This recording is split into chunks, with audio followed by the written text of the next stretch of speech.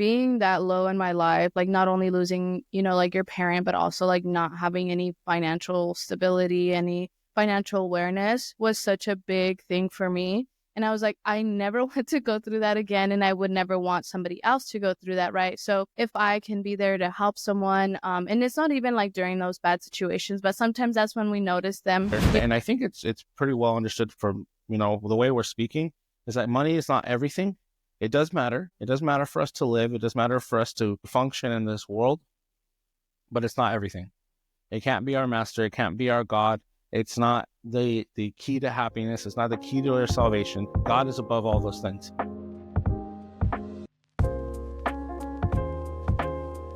Hey, what's up, everybody? Welcome to the Revival Fire podcast. My name is Victor. I'm your host, and I'm here with Bianca tonight. How's it going, Bianca? Doing good. How are you? Doing good, good, good. I'm glad to have you again for part 2 of our Money Matters series. If you guys haven't already checked out the first one, pause this one or put it on, go back and go check that one out, and you'll kind of understand more the motives behind this, what our plan is in this series. But just to give like kind of the gist of it, really, we know that money matters. Money matters. We need money to live. We need money to pay our rent, to buy food, to do so many things. Right. And so it would be, I'll dare to say, irresponsible to not have some sort of tools in the tool chest, so to speak, or some biblical wisdom in applying it to our finances, essentially, right? And this is going to be so fruitful, I believe, for so many people, and for myself included, honestly. Something we had talked about before, and I'll let you elaborate on it, is that so many people don't have like financial literacy, and there's so many things that they lack, and so that's really kind of the motive, right? And you want to add to that? Yeah, definitely. I think this is something that's really important for everyone, right? To be able to go on a day-to-day basis and not question every purchase that you make, because I think that's the worst feeling one can have, right? It's like, if we're not aligned, if we're not properly tracking our expenses, having a budget, things like that, we just are in the unknowing, what can I actually afford? So I think that really goes along with the plan that we've kind of set up and throughout this series, to be able to help those with, learn a little bit more about financial literacy. Yeah, and even like the things that you kind of already started to mention, I can say for something that I know is that no one really taught me that stuff, and it seems like so basic. It seems like, well, everyone should do that, but there's some people who never learned, who never were taught that kind of stuff.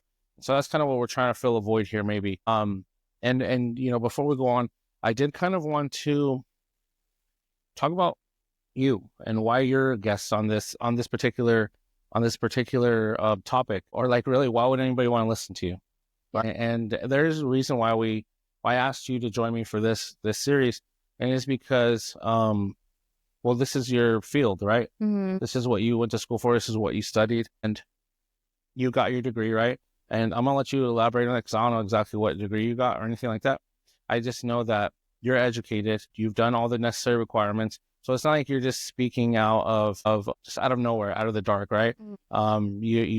You put in the work despite the odds, which, I mean, you have a testimony in that in itself. I'm gonna let you just elaborate and give your qualifications and why you're talking about this today. Yeah. I mean, so for, I guess, a little bit of background, something that I had mentioned in my testimony a few videos back, right, was that when my dad had passed away, I had $0 to my name. Like, I could barely afford, $100 purchase.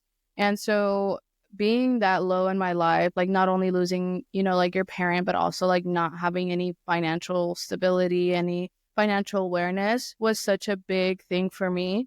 And I was like, I never want to go through that again. And I would never want somebody else to go through that, right? So if I can be there to help someone, and it's not even like during those bad situations, but sometimes that's when we notice them, And so I went to college. I went 3 years to a community college, and then I ended up graduating with my bachelor's degree in accounting. So I did study accounting, very tough, but very rewarding now, right? And when I was in college, I did a lot of these types of events, helping those in need and being able to provide resources. I currently work in technology consulting, still takes a little bit, of my accounting knowledge. So that's where I'm still practicing it, on a daily basis. And then also I help people file their taxes during the tax season from February to April for free. So those are just some ways that I like to give back. And now, being able to be here, this is such a great opportunity. And so thanks for having me on here, Vic, and for trusting me. And I'm excited to get into what we have today. Yeah, of course. And like I said, I couldn't think of anybody else. Well, I wouldn't think of anybody else to put on here because I know that you have put in the work and you have learned all of these things, and you also have a heart for it. You had mentioned too before, like you have done some work with those who are underprivileged. Mm-hmm. You know what I'm saying? And you've volunteered your time and you've gone through the training necessary to be able to help others in these kinds of situations and in these scenarios. And so your experience is just, it's valuable and it's needed in many times in society and in our lives as believers and otherwise as well, Before we went on though, I have to bring in the Bible. I have to, you have to, because I don't want this to be just like another secular financial freedom tips and all this stuff, right? We have to look at it from a biblical lens. As always, God should be involved in our finances, much like he's involved in our relationships, in our marriage, in our family, in our careers, and in all aspects, right? God has to come in there. And so I had a verse, many people will know it. It's Matthew chapter 6, verse 24. It says, no one can serve two masters, for either he will hate one and love the other, or he will be devoted to one and despise the other. You cannot serve God and money. So when we talk about this, I have to just make it clear. And I think it's pretty well understood from, the way we're speaking, is that money is not everything.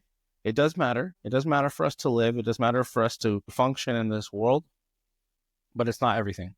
It can't be our master. It can't be our God. It's not the key to happiness. It's not the key to our salvation. God is above all those things. And we always have to remember and maintain that lens of God first, right? And everything else after that.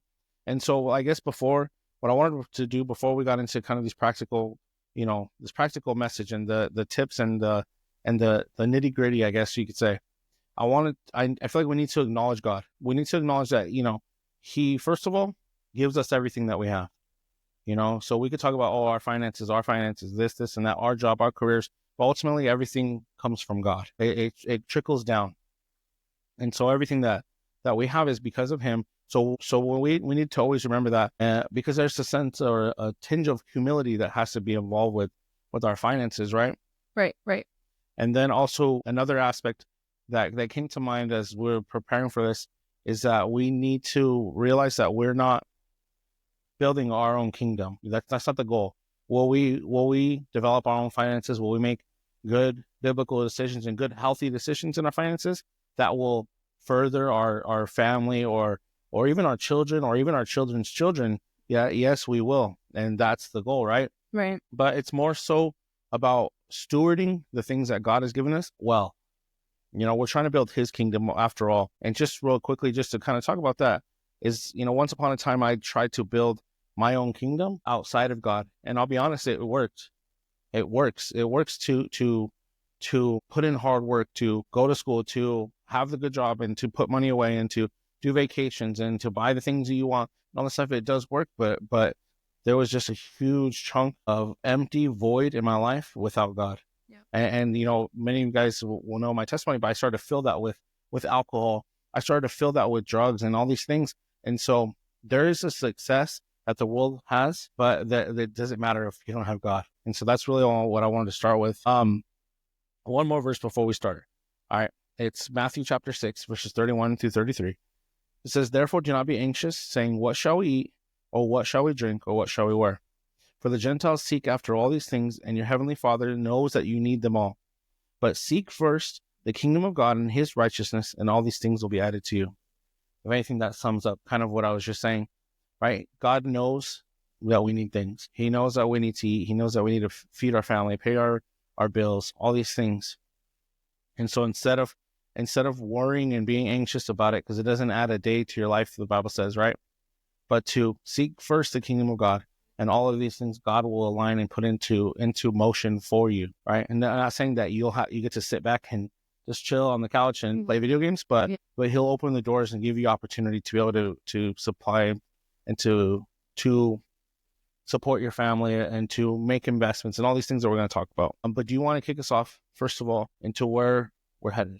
Yeah. So I guess I wanted to add something here, going back to your point where, we can do all of these things, but then there's always going to be a void, and there's always going to be like, I want more, right? And I actually did feel that, once I had graduated college, I was like, wow, it took me so long to get to this point, as well as finances. And so then I was like, I still like feel so empty. And that's when I started to realize and, have that humility that everything that I have is because of God. And that includes health, finances, whatever it may be. Right.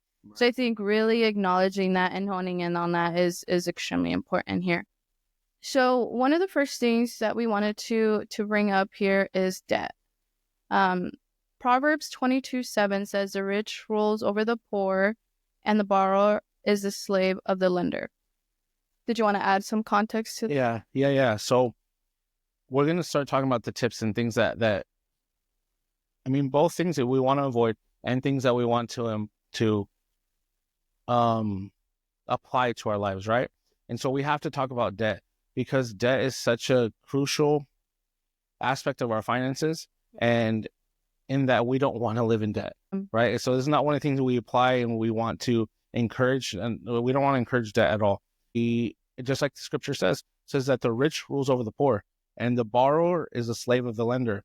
So when you go into debt, it puts you in that servant, that slave role, and where you're indebted to somebody always, or like credit card companies or car companies and all these things, right? You're indebted to them, and they own a part of your life, right? It's not even yours necessarily. And so we got to talk about debt, and you're going to start talking, give us a little bit more details, right, on the types of debt and whatnot. Yeah. A few types of debt that, most commonly see are car loans. So if you don't pay a car cash, you have to take out some type of loan that comes with some type of, very, very high interest rate at times, depending on, several factors, one of those being your credit score, student loans, right? There's a lot of people that go through student loans to be able to get through their education. And then there's different types of loans within student loans. That's also something to consider. Credit card debt, which is, I think, the most common one. And there's a few things with credit card debt. Let's slow down. Let's back up a little bit. Let's go, and this might go a little bit more deeper than I initially thought, but let's go back to car loans even. You said that many people will get them at super high interest rates. And I think one of the things that kind of just popped in my head is that many times people will borrow and they'll immediately go upside down on their car loans. Oh, yeah. Meaning that the value of their car depreciates so quickly that they actually owe more than the cars are even worth. Yep. And so there's something always to consider. It's depreciation, right? Mm-hmm. I think if you were to be, I'm not saying that I've always lived my life like this, but if you were to make the most sound financial decision, you will never finance a car. No, yeah. Right? Am I right? Yeah. Yeah, that's right. I mean, cars are one of the worst assets to have, because once you drive it off the lot, it's a depreciating debt. So over time, it doesn't get more value, but it goes the opposite way, right? So it just loses value over time. Yeah. And I think I've seen even shopping for cars and stuff like that, like one model year older, the value is just so much lower. So just always consider that too. I know the nicest, the newest, the shiniest, fanciest car is what we many times want, but think about it as in a financial decision instead of just a desire. That's just kind of want to talk about that. Right. And then also, I think you might have some insight on student loans, right? Because you said that there's multiple different kinds of loans you could do, but I know that there's also ways to minimize those loans, to try to even maybe avoid them if you can, right? Yeah. Do you want to kind of point to maybe some things there? Yeah, so there's a lot of scholarship opportunities, different organizations that put on scholarships. So financial aid usually opens in October, it closes in March. So that's a great opportunity, for students to be able to apply for those student loan for those applications to be able to avoid the loans. But if we definitely can't, then, there's unsubsidized and subsidized student loans, which just differentiates at what point you get interest on, right? So there's some loans that you don't have to start paying, or you don't start accruing interest until you graduate. And there's some loans where the day that you take it out, you start accruing interest, which those are the loans you try to avoid. But, sometimes that's the only way we can go. So I guess just having the knowledge as to, for me, it was really hard. I was first gen in college, and I didn't really have much guidance into what does it look like to go through a scholarship process. What does that even look like? And now that I graduated, now that I realize there's so many opportunities to be able to, even have a full ride at some point. Yeah, that's there. Those, I mean, we have to evaluate those situations and those decisions well, right? Right. Because there's many different options. I think I can remember when I was in school, it was kind of confusing, and I didn't really have anyone to tell me and to kind of show me, or maybe even explain the difference sometimes of all the options. And so it was just slow down. That's the best I think advice we can give is slow down and don't just jump into things. Because I know that the thought is like, oh, well, I got to pay for school somehow, and it's just like, oh, let's just get this done. And that's because that's what I did, right? And now I would do things differently in all these years, but just slow down and really evaluate your options. Try to find alternative means, whether it is scholarships, whether it's grants, whatever it is. Apply. The worst thing that they'll say is no. So yeah, because student loan debt, like, it increases really fast, and before you know it, it's just a big debt that you carry with you for a very long time. So just evaluate your options. That's kind of what I wanted to say. But I cut you off and we went backwards at credit card debt. Do you kind of want to talk a little bit more about that, or the other debts? Yeah. So credit card debt, as I was saying earlier, probably the most common type of debt that we know, aside from mortgages. And so it just accumulates over time if either we don't pay the full statement when it's due, or we just max out credit cards, which is a big no-no. You never want to max out your credit cards. You always want to keep your utilization between 10 and 30%, but 10% is great. It's awesome. No more. I mean, you can get credit cards, but I wouldn't recommend, like maxing out all of them. Right. Credit cards are good for points and getting rewards. And, there's a lot of credit cards for like airlines and stuff. So, I mean, there are some benefits to it, but it's only good if you know how to treat it right, you know how to work it, and how it's supposed to be done, because this all goes back to your credit score, right? Your credit score, it affects car loans, mortgages, credit cards, different types of interest rates, and so on. So I think credit cards are good. Some people, I think those who don't know how to manage them have a big, negative thing to say about them. But for me, honestly, like, I've traded out my debit card for my credit card. I never use my debit card anymore. I treat my credit card for daily essentials. Right. Yeah, I think it just hinges on that, whether you're able to appropriately manage it, right? Because for some people, it's the credit card, you should just avoid it. I know there's a need to have to build credit for bigger loans, like mortgages and stuff like that. But if it's not something that you're capable of handling, then it's better if you just leave it alone, because you'll max out that credit card so fast, and you're going to be stuck paying interest on it over the principal for who knows how long, really, depending on how much you have credit wise.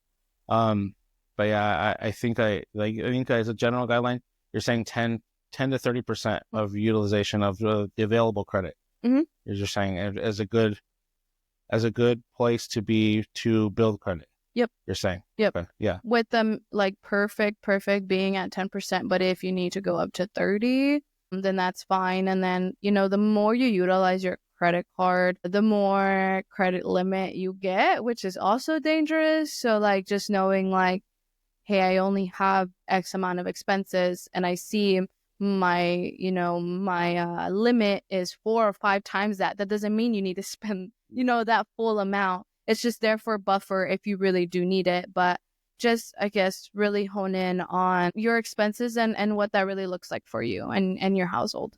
Right. And even with that, I kind of want to just jump around kind of what we had prepared because, you had mentioned buffer or to have in case you need it. But really, I guess the best way to do it is to begin to build savings, right? Mm-hmm. And so I kind of want to talk about that. It just seems like a good place to jump to. I know we're kind of jumping around a little bit, but if we can maybe even start this during part two, right? And we'll kind of go from there. Is that okay? Yeah, we can do that. So going from debt, we want to know at what point, or what does it look like to be financially stable, right? And to have those savings in place. So some good smart saving methods, this is kind of like the order that I put it in, right? But tithing, saving, and then your necessities. And then there's a verse here. Did you want to go ahead and Yeah, I'll do it. It's Proverbs chapter 13-11. It says, "Wealth gained hastily will dwindle, but whoever gathers little by little will increase it." I throw this in here because we're going to talk about savings, right? And the method or I guess not the method really, but the way you apply it to your own finances, what you're saying, right, is you tithe right away, immediately, right? Your first fruits, which I encourage to most people. I know that maybe we'll argue, well, there's no tithing in the New Testament, but it does say to give generously. And so there should be an amount set apart to give back into the kingdom of God, to give back to God. It's a very small portion compared to what he's given us. And so I always think of it like that. I'm just returning to what has been given to me.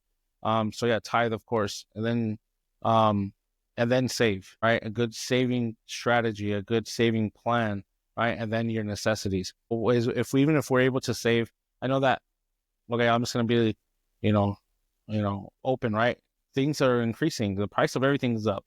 I feel like the other day we went to Costco and it was like $120, and I was like, what did I even buy? And it just feels like that right now.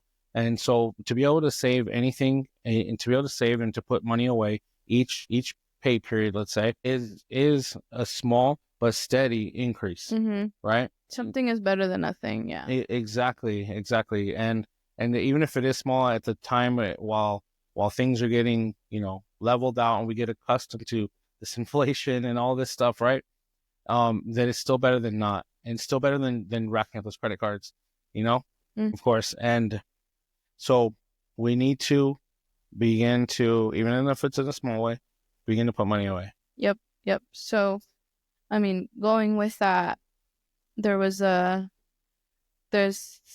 statistic that said, according to a number of sources, between 60% and 70% of Americans don't have $1,000 in savings, which is huge, which is big, because I was at that point once upon a time. And so it's extremely important. Number one, right, to have an emergency fund that stores at least $1,000. And in this same fund, you should also include 3 to 6 months worth of expenses. I mean, I think even like now the job market can seem very unsteady and you just don't know, next moves. And so it's always important to have at least the 3 to 6 months expenses just in case, there's like a layoff or injury or whatever it may be, right? We are ready. We need to be ready for those unexpected expenses. So this is really where it's extremely important to have that emergency funds set up. Yeah, I agree. I agree there.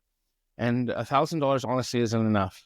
It's really not. But it's if an emergency were to come up, let's say the first thing that comes to my head is a vehicle breaking. Yeah, like a flat tire or hopefully not worse. Yeah. Yeah. No, definitely. But but even then, you know what I mean? Like if let's imagine you have the flat tire or whatever. For some people who can't take care of that on their own, you're talking about a tow, you're talking about the labor, you're talking about the new tire potentially, and all these things. And if you're not prepared with that, then I mean that's grocery money, that's paying a bill and putting it off, right? So it's essential that we at least start with that first 1,000, right? You need to put that 1,000 away, and then from there begin to build that number up over time, right, to that 3 to 6 months range, where there is like I said, under the circumstance where maybe there's a layoff or whatever it is, God forbid that will happen, but things happen, and that way, you're able to live still pay bills, still put food on the table, still all these things, right? And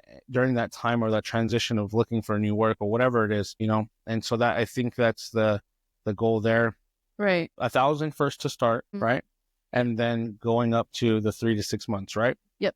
That's what I've seen and what is recommended for the most part. And when we talk about emergency fund, if you just think about it on like a bigger picture, right? So say, going back to the car example, right? We have a flat tire, we don't have the means to fix it, then we can't go to work, right? Then we can't go to the place that makes us the money. So then that just is like, okay, so then we're out of work because we can't get to work. Or maybe you can get to work, but it costs so much money, trying to get an Uber or whatever it may be. So it's like trying to avoid those situations as much as we possibly can and to be prepared. And obviously we don't ever want to go through those situations, but it's just like a just in case. Right. Yeah. It's better to be prepared or to have it and never need it, right? Isn't that what the saying is? Yep. And so that's exactly right. As we kind of wrap up for this one, I wanted you to maybe give the jump off point of how do people start making this realistic, right? Like what maybe some habits or whatever that people can begin to apply to their lives even today. Yeah. You Yeah. So there's a few. The first one I wanted to go over briefly is just to begin with expense tracking. I think a lot of the times we just miss track of everything that we're spending on, all the subscriptions, those daily coffee runs, those snacks, those I don't mean to out myself like that, but that all adds up. In a week you end up spending whatever amount it is without it, like unexpectedly, and they're just like, wow, that kind of racked up pretty fast, so even if it's just like starting on a spreadsheet or like or even just like a paper and just going through like all your statements for the month and being like, okay, this is what I spent on this is what I spent on this. I think that's really important. And then also including like your actual like bills, right? Like this is how much I pay for my car, my phone, my rent, my mortgage, those things that we call them fixed costs, right? They're fixed because month over month they don't change. Like the utilities could change here and there, but you have a ballpark of how much you're going to be spending, and then all those variable expenses, right? Those vary month to month. But like subscriptions, right? Those would be a fixed cost, and if you don't need it, get rid of it. So going off of that, once you get all your expenses, right, you create a budget. You say, these are the types of expenses, and maybe even categorize them and really see like, where is my money going? At the end of the day, it's like, what can I say that my money mostly goes to? Is it things that I want or things that are actually needed? Yeah. And like with that, I'm gonna go back and recap, right? It's getting that statement and it's just going through it, right? Yep. Going through it, and even if you this is what I kind of do is like I categorize things, and so I'll want to know how much I'm spending on subscriptions, how much I'm spending on, for like real life example, like the stuff for the podcast. I put that separately and I budget that separately to keep it all organized, to know what I'm spending. And I actually even cut some things out that I wasn't really using as much. And I found an alternative that was cheaper. And so that's kind of limiting expenses that are unnecessary. But it's knowing where the money is going, knowing that if there has to be a cut or there's room for more in some aspects, then you know where it's going to come from and where it's going to go. Yep. Right. But you have to have that breakdown. You have to know where your money is going. And I can almost guarantee it that if you were to sit down and go through your statements, if you don't already have a budget, you're going to find things that you're paying for that you never use. And you will. It's just how it is. So this is a good way to begin to start adding to that savings, even if it is that $15 subscription a month. That will add up. If it's 2 or 3 of them, imagine that's $60, right? Yep. $45 to $60, right? You start throwing that in savings, it'll start accruing fast. Yeah. It's just managing the money well. And I think that's like an excellent first place to start, is to know what your expenses are and to create that budget. Proverbs 21 verse 5, it says, good planning and hard work lead to prosperity, but hasty shortcuts lead to poverty. It will organize your life. It will be a plan that you could follow. You could say, oh yeah, this is what I want to spend my money on. This is what I don't want to spend my money on. and you're able to manage your money well. I did want to, I kind of want to leave it there for this time, if that's okay, Bianca. Yeah. Um, and so next time, for the next part 3, I want to talk about a little bit more about budget and what that kind of looks like, right? And because I think an important thing we need to talk about, and we'll talk about this next time, just kind of like as a teaser here, is living within your means, right? And this will go back to debt. This will go back to credit cards. This will go back to savings and all this stuff. But we're going to talk about that next time. We'll kick off with that. I just want to say thank you, Bianca, for your insight, for jumping on and to share, what you've learned over the years through your education and through life. I just really appreciate it. Is there any last things you want to say before we close out today?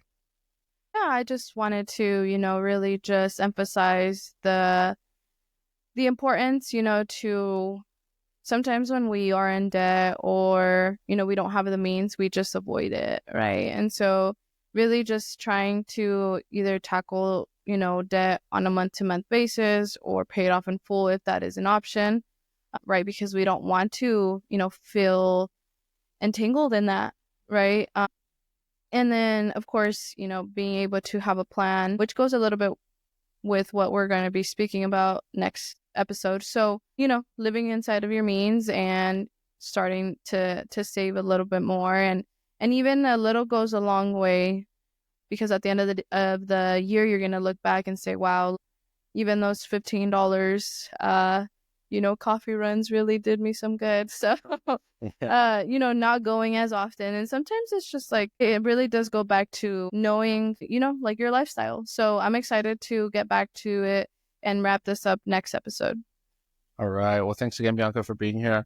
If you guys haven't already and you're watched to this point, give us a like, share this with somebody who needs to hear it. Drop a comment of what tip was your favorite, or maybe any questions that you have. Also, drop them in the comment. We're going to be looking and keeping an eye out for them. We can answer your comments or your questions on another episode. So for now, we'll catch you guys on the next one. Thank you for watching. God bless.